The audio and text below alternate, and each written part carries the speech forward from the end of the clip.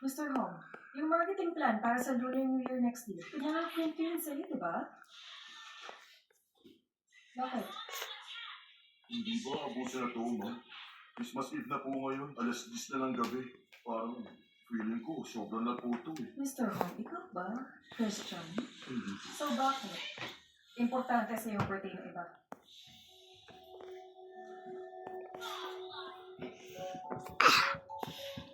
Isipin nyo, ibang taong may birthday, di ba?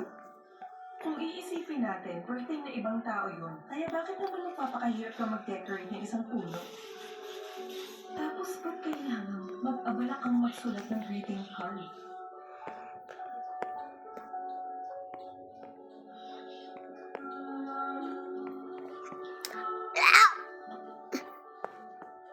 Tsaka, magbibigayan pa ng regalo? Birthday ba nila lahat? Yun ang hindi ko maintindihan. Nawinirdohan ako. Isipin nyo nga yun.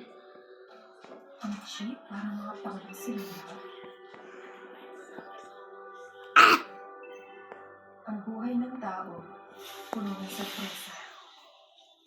Kahit kailan, walang kasiguruhan sa buhay.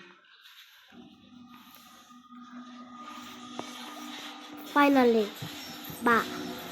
Ow! Ay.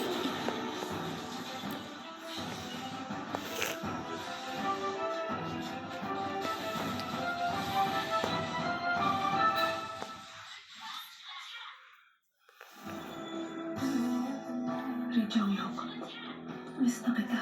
Patay na ang babae yun. Hindi mo na siya makikita. Kanino ka nagpatulang para pagsisiyang kung ginawa ko? Bumisip ka na! Hoy!